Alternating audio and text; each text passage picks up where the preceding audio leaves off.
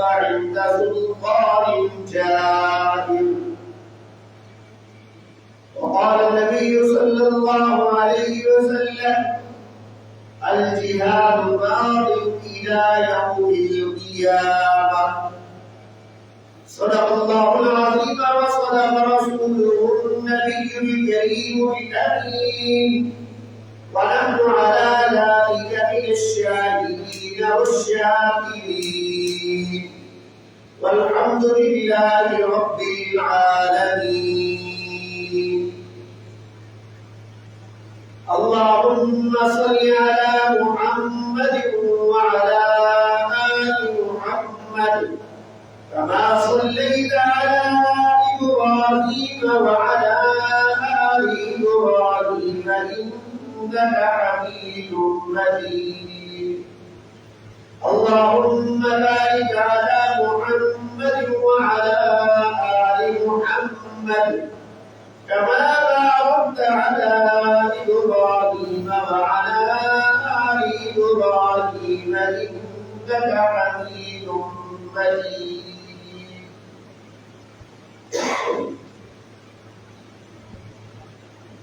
شہادت ہے مطلوب مقصود مومن، شہادت ہے مطلوب مقصود مومن، نوالے غریبت نشور کشائی. شہادت گہے روزین کے بعد سب سے صحیح ترین کتاب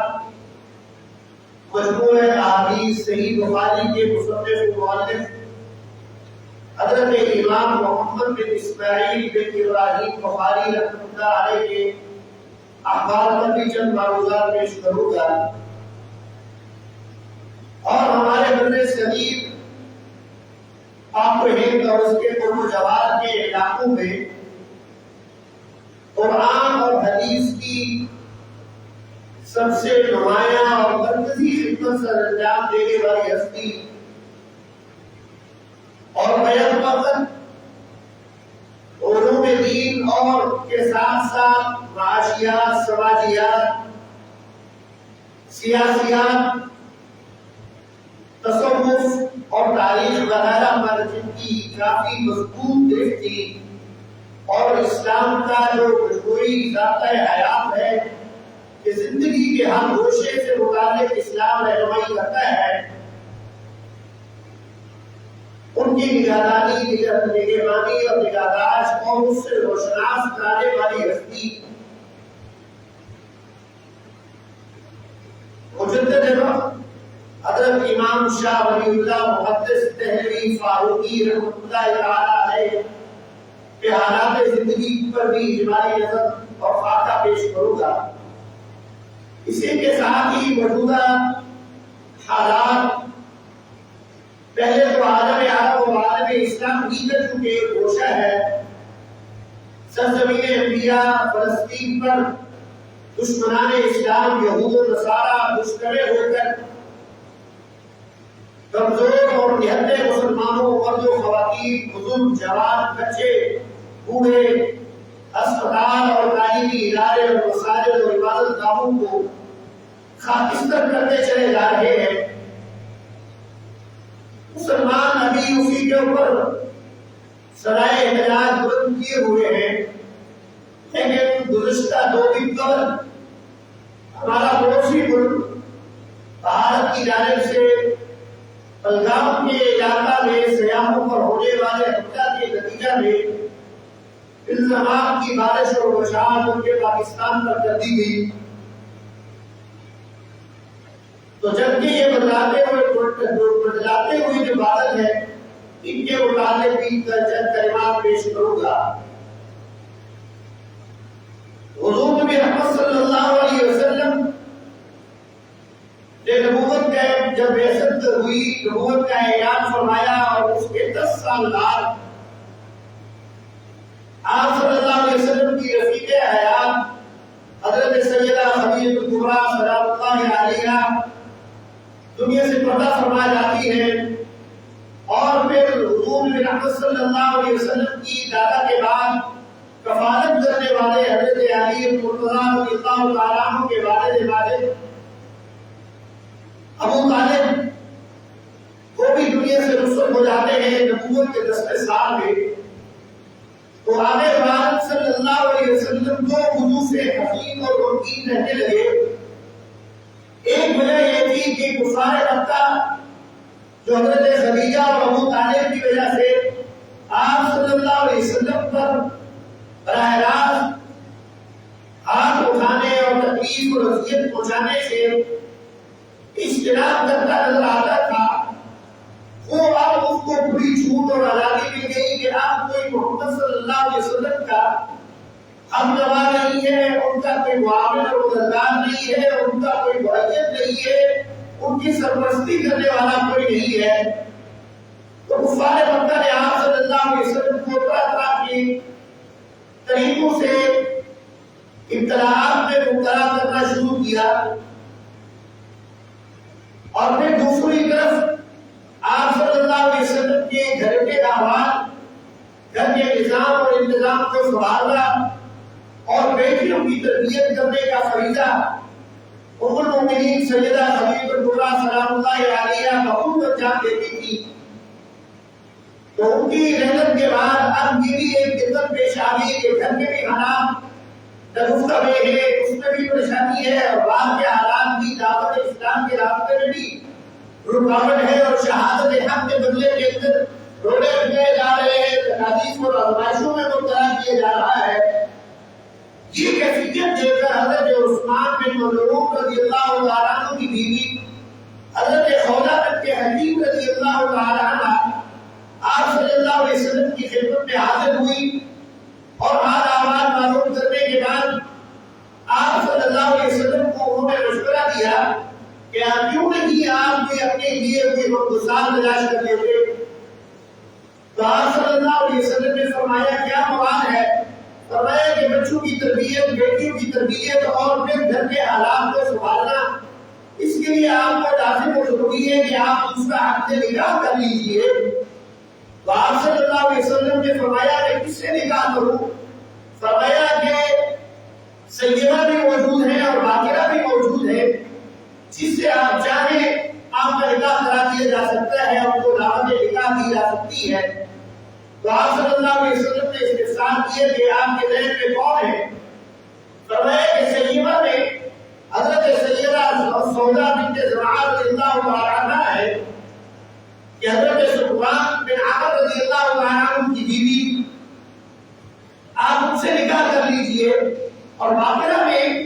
حضرت سیدنا صدیق اکبر رضی اللہ تعالیٰ عنہ کی بیٹی حضرت سیدہ عائشہ صدیقہ رضی اللہ تعالیٰ عنہ ہے، ان سے بھی آپ نکاح کر سکتے ہیں۔ چنانچہ آپ صلی اللہ علیہ وسلم نے حضرت خولہ بنت حکیم کو اپنی طرف سے یہ حکم دے کر حضرت سودا بنت زمعہ رضی اللہ تعالیٰ عنہ کے پاس بھیجا کہ جاؤ اپنے دعوت دو، دعوت نکاح پیش کرو کہ میں ان سے شادی کرنا چاہتا ہوں۔ حضرت سیدہ خولہ بنت حکیم رضی اللہ تعالیٰ عنہ جب سیدہ سودا بنت زمعہ رضی اللہ تعالیٰ عنہ کے پاس تشریف لے جاتی ہے، گفتگو شنید ہوئی، بات چیت ہوئی، اور آپ صلی اللہ علیہ وسلم کا پیغام پہنچایا، تو انہوں نے فرمایا مجھے تو کوئی انکار نہیں ہے، البتہ آپ میرے والد سے بھی پوچھ لیجیے۔ تو یہ معلوم ہوتا ہے کہ خود آزادی کے ساتھ لڑکا اور لڑکی شادی کرے، یہ اسلام کے اندر محبوب اور پسندیدہ نہیں ہے، گھر والوں کی اجازت اور سرپرستی لازم اور ضروری ہے، اور اسی کے نتیجے میں ہی خاندی امور بہتر انداز سے سر انجام دیے جا سکتے ہیں۔ چنانچہ ان کے والد زمعہ نے بھی یہ نکاح قبول کر لیا، یہ پیشکش قبول کر لی، اور پھر حضور محمد صلی اللہ علیہ وسلم کا شانہ سودا بنت زمعہ رضی اللہ تعالیٰ عنہ کے حاضر ہوتے ہیں، اور وہاں پر ایک روایت کے مطابق کہ حضرت سودا کے والد ماجد زمعہ نے ہی آپ رضی اللہ تعالیٰ عنہ کا آپ صلی اللہ علیہ وسلم کے ساتھ عقد نکاح پڑھایا، اور ایک روایت میں کہ حضرت ابو بکر صدیق رضی اللہ تعالیٰ عنہ نے آپ صلی اللہ علیہ وسلم کا نکاح پڑھایا۔ حضور محمد صلی اللہ علیہ وسلم کے ساتھ یہ عقد نکاح کوئی معمولی بات نہیں ہے۔ کہ سورہ احزاب کے اندر اللہ تعالیٰ نے فرمایا النبی اولیٰ بالمؤمنین من انفسہم وازواجہ امہاتہم، کہ نبی تمہارے لیے اپنی جانوں سے زیادہ محبوب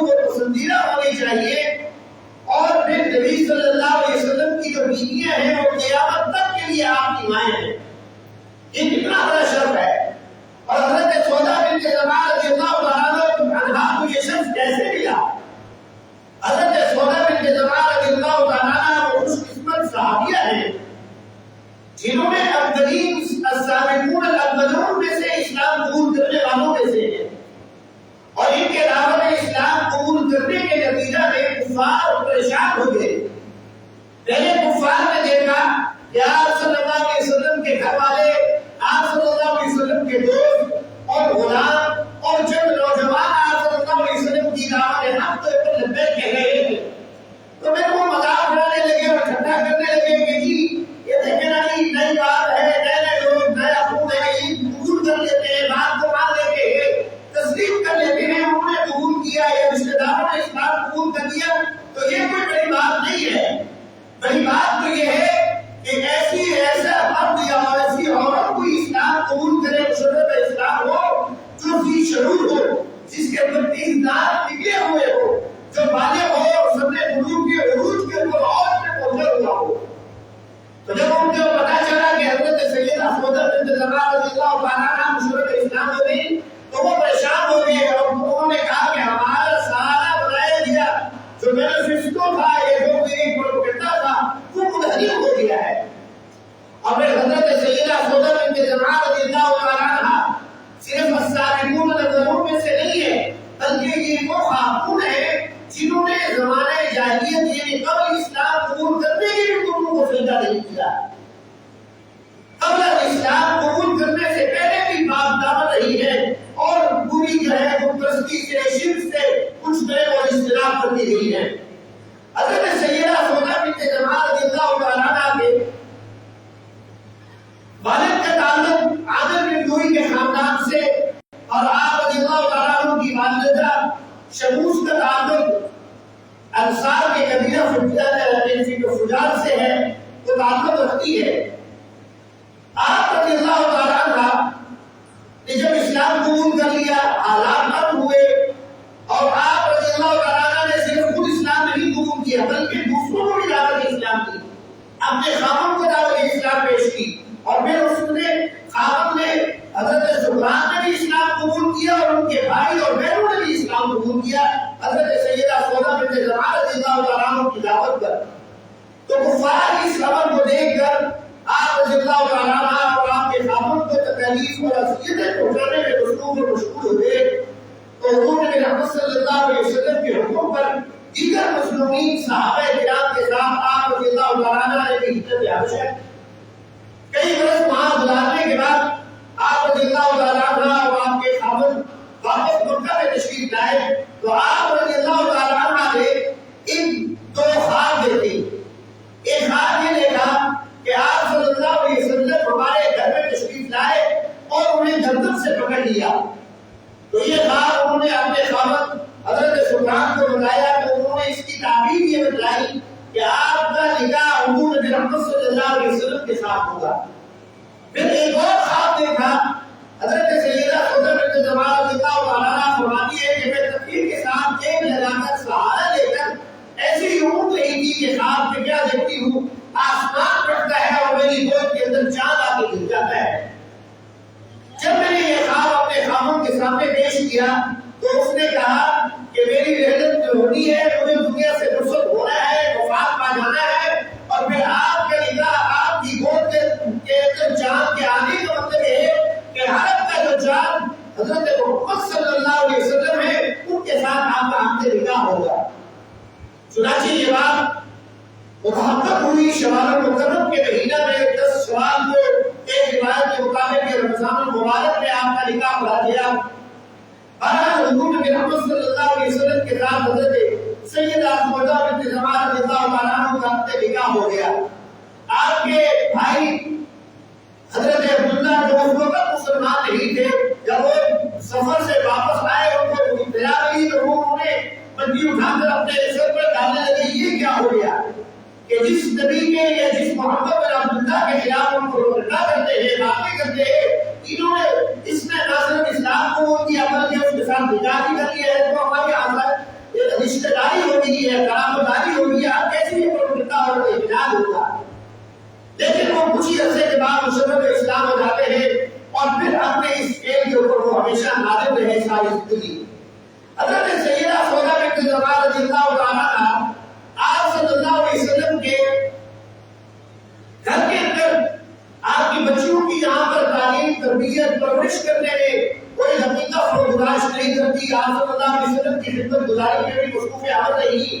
یہ دوسری خاتون ہے جنہیں حضور نبی محمد صلی اللہ علیہ وسلم کی خدمت کا براہ راست جب حاصل ہوا، پہلی حضرت سیدہ خدیجہ کبریٰ رضی اللہ تعالیٰ عنہا کہ ان کے اوپر کوئی اور بیوی اس وقت موجود نہیں تھی، اور دوسری حضرت سیدہ سودا بنت زمعہ رضی اللہ تعالیٰ عنہا ہے کہ جنہوں نے 4 سالوں تک جو ہے آپ صلی اللہ علیہ وسلم کی اور آپ صلی اللہ علیہ وسلم کی بچیوں کی تربیت بھی کی ہے اور خدمت بھی کی ہے۔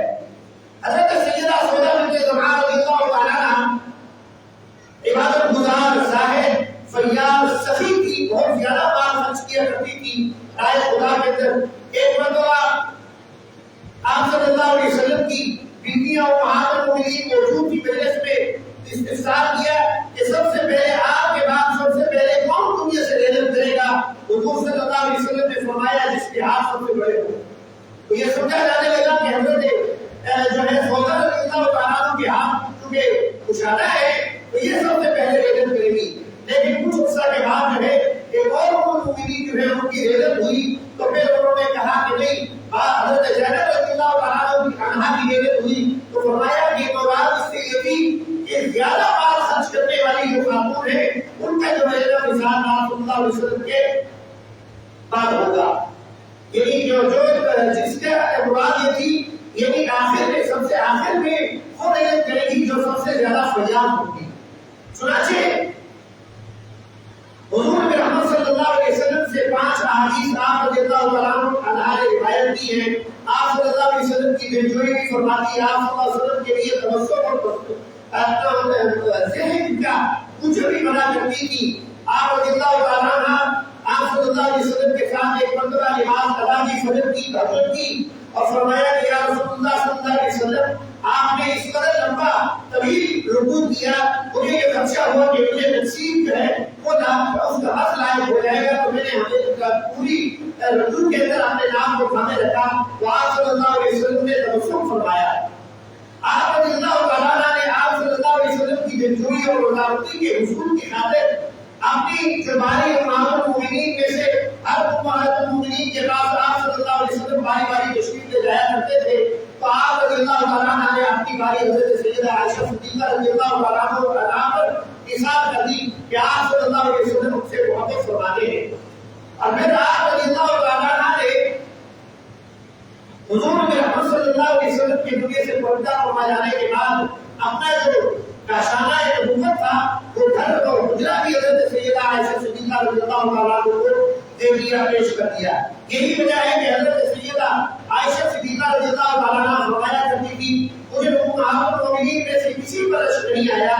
جتنا رشک مجھے ان پر آتا ہے حضرت سیدہ سودا بنت زمعہ رضی اللہ تعالیٰ عنہ پر، کہ انہوں نے حضور نبی محمد صلی اللہ علیہ وسلم کے ساتھ حجۃ الوداع کے موقع پر رفاقت کو اختیار ہی نہیں کیا، بلکہ آپ صلی اللہ علیہ وسلم سے بنا میں سب سے پہلے جانے کی اجازت طلب کی اور آپ صلی اللہ علیہ وسلم نے ایک کو اجازت فرمائی ہے۔ اور حدیث کی ام المؤمنین سیدہ عائشہ صدیقہ رضی اللہ عنہا کاش کہ میں سیدہ سودا بنت زمعہ کی کہ جسد کے اندر روح کی صورت میں جو ہے تحلیل ہوتی ہوئی ہوتی۔ چنانچہ امام بخاری رحمۃ اللہ علیہ حضرت محمد بن اسماعیل بخاری رحمۃ اللہ علیہ جو ہے یہ ایک قرآن کریم کے بعد جو صحاح ستہ احادیث کی 6 کتابیں ہیں سنت کے ہاں وسط ہے، صحیح ترین کتابیں ہیں اور اکٹھے کو مانا جاتا ہے، ان میں سب سے مضبوط کتاب اصح کتاب عبادت کتاب اللہ تعالی صحیح بخاری کو کہا جاتا ہے۔ محمد بن اسماعیل بخاری رحمۃ اللہ علیہ یہ بخارا میں فارس کا ایران کا جو شہر ہے وہاں پر پیدا ہوئے 13 شوال مقرر کو 194 ہجری میں۔ آپ کی کنیت ابو عبداللہ ہے، آپ کے والد کا نام اسماعیل ہے اور ان کے والد کا نام ابراہیم ہے۔ آپ رضی اللہ تعالیٰ علیہ نے اپنے والد ماجد اور امام مالک اپنے والد ماجد جو کہ امام مالک رحمۃ اللہ علیہ کے شاگرد اور حضرت امام اعظم ابو حنیفہ رحمۃ اللہ علیہ کے شاگرد عبداللہ ابن مبارک کے سرمدی یافتہ تھے،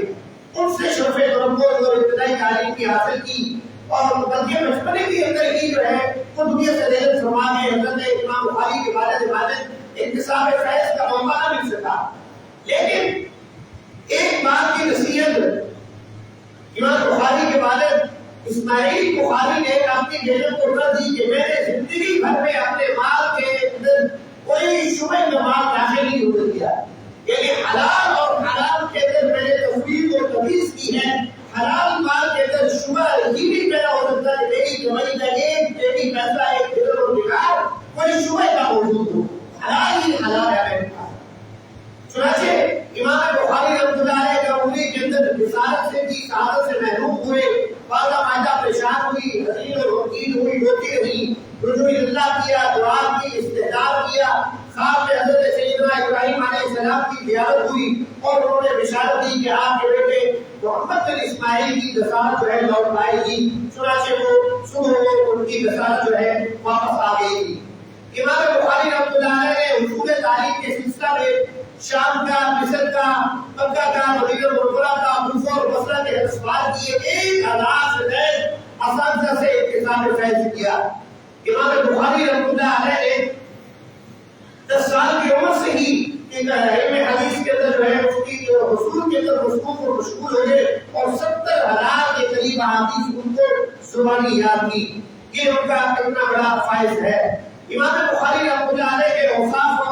اور معمولات کے اندر عیش و عشرت سے دور تھے، شبہات کے باب سے دوری اختیار کرتے تھے، حقوق العباد کی حفاظت کا اہتمام فرماتے تھے، حضور نبی رحمت صلی اللہ علیہ وسلم کے منہ مبارک کو ہمیشہ اپنے ساتھ رکھا کرتے تھے، اور غیبت سے احتراز اس قدر تھا، فرمایا کہ جب سے مجھے معلوم ہوا کہ اللہ کے نزدیک بہت بڑا گناہ غیبت ہے، اس